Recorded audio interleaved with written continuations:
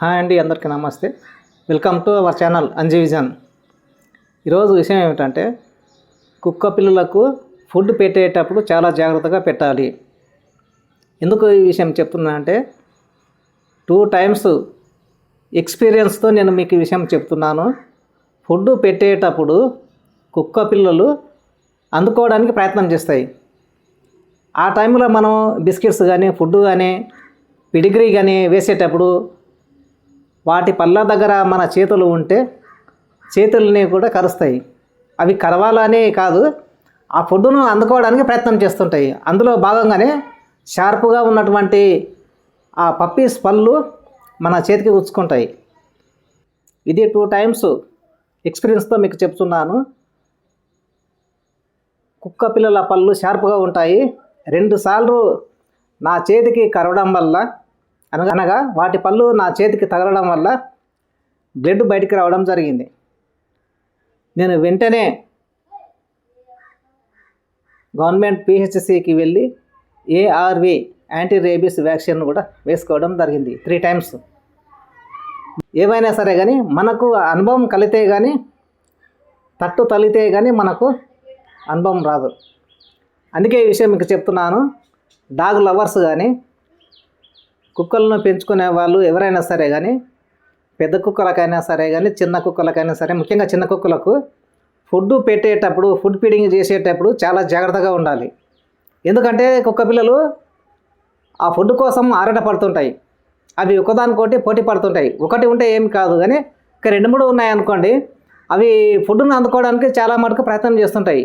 నాకు కావాలి అనే ఉద్దేశంతో. అవి ఫుడ్ కోసమే కదా పోరాటం. మనమైనా చిన్న జీవులైనా ఏ జీవైనా సరే బతకాలి అంటే ఫుడ్ కోసం పోరాటం చేయాలి, మనుగడ కోసం పోరాటం చేయాల్సిందే. అటువంటి సమయంలో అనుకోకుండా మన చేతి వేళ్ళు ఆ షార్ప్గా ఉన్నటువంటి కుక్క పిల్లల పళ్ళకు తగిలితే బ్లడ్ తప్పకుండా వస్తుంది. పళ్ళు గుచ్చుకుంటాయి, చాలా షార్ప్గా ఉంటాయి. కుక్క పిల్లల పళ్ళు నా చేతికి గాయం చేసాయని కుక్క పిల్లల పని నేను కోపపడలేదు. ఎందుకంటే వాటికి ఏమీ తెలియదు. అవి మూగజీవాలు కూడా తెలియదు.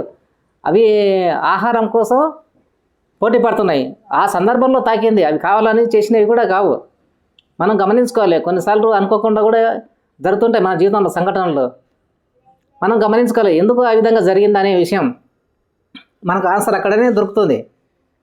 ఇదిగో ఇప్పుడు మా ఊరు చెరువు అలుగు దగ్గరికి వెళ్ళి ఇంటికి వచ్చాను. పప్పి చూడు ఏ విధంగా వండుకున్నదో.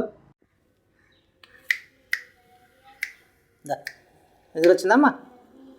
నిద్ర వచ్చిందే, పడుకో.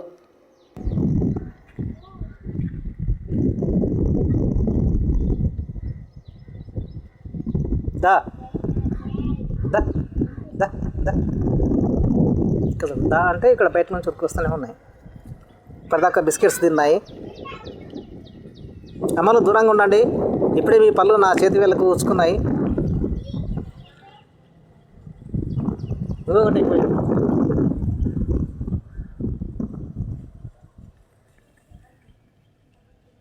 ఇది వీటికి షెల్టర్ ఏర్పాటు చేయడం జరిగింది. మంచం కింద వీటికి షెల్టర్ చేయడం జరిగింది. పైన రేకులు వేసాను వర్షం రాకుండా. ఇది కొత్తగా వేసినటువంటి వీటి షెల్టర్. చిన్న కుక్క పిల్లగా అదే పళ్ళు గుచ్చుకుంటే ఏమి కాదు అని మాత్రం అనుకోకూడదు. చిన్న కుక్క పిల్ల అయినా పెద్ద డాగ్ అయినా సరే మనం మాత్రం యాంటీ రేబీస్ వ్యాక్సిన్ మాత్రం తప్పకుండా వేసుకోవాలి. ఇది మనకు సురక్షితం. వేసుకోకుండా ఉంటే రిస్క్ పడే అవకాశం కూడా ఉంది. తర్వాత బాధపడే కూడా లాభం ఏం లేదు.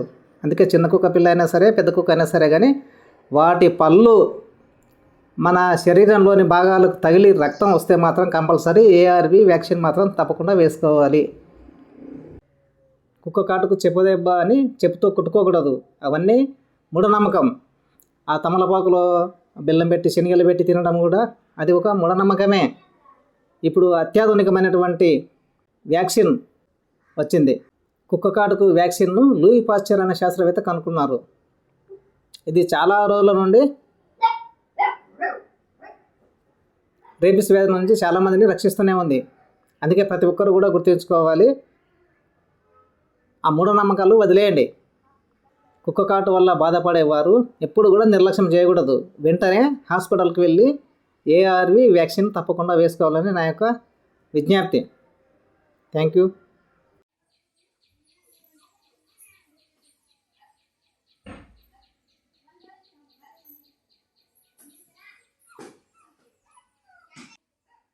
కుక్క కరవడం వల్ల చేతి వేలు నుండి రక్తం ఏ విధంగా వస్తుందో చూడండి.